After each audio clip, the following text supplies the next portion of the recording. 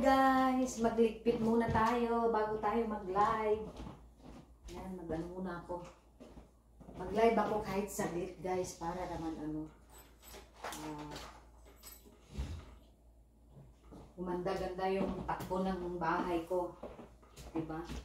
So, nakatambak yung ang aking ligpitin guys. Pasensya na, medyo makalat yung aking kitchen. Kasi, na-busy kami ngayong araw na to.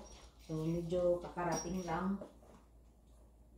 At ako'y magligpit ng aking pinaglutuan dito. So, mag-gloves ako kasi ito guys, nag-gloves ako pagka naghuhugas kasi yung kamay ko masyado nang nabababad sa tubig.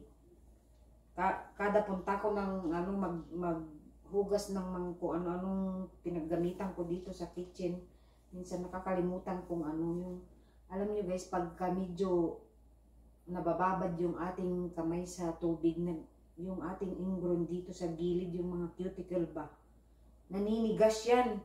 Kaya ako hindi okay lang sana kung minsan lang minsan lang maghugas. Hindi ako punta ng bathroom pagka ginamit ng aking mga kasama dito sa bahay, yung aking anak, yung asawa ko. So pag nagpulot ako dyan at panayhugas, panaypunas, nakakalimutan kung kaya yung kamay ko, yung ingron ba, medyo naninigas yung aking mga gilid ng kamay. Kaya nag-gloves ako, ayan. Nag-gloves ako guys kasi maghugas ako ng aking yung mga pinaglutuan ko ng umaga.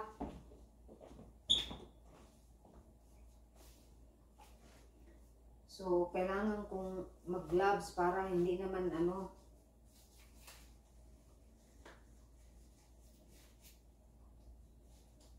Tapos pag nag-mop din ako guys ng yung minsan nakakalimutan kong mag-gloves. Ayan, hugas, laba lang ng basahan.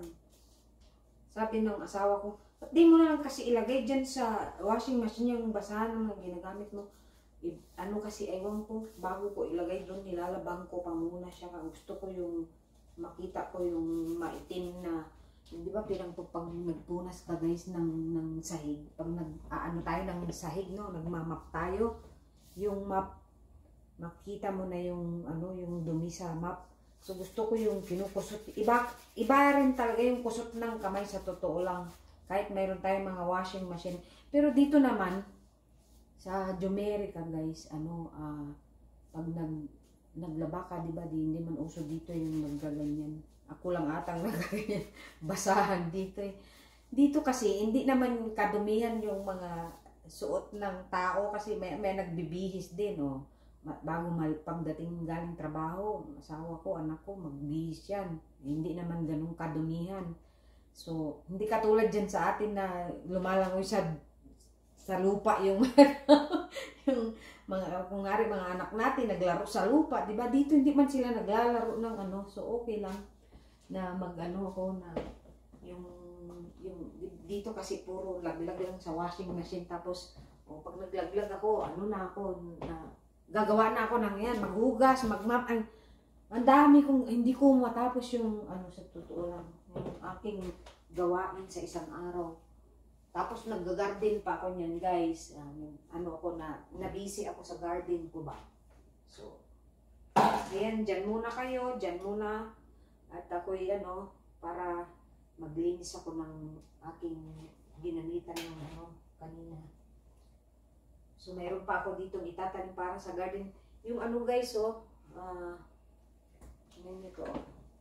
pag nagluto ako, nilalagay ko dito yung ng onion, ayan, may tubo na siya. Itatanim ko sa garden ko, hindi sayang, di ba?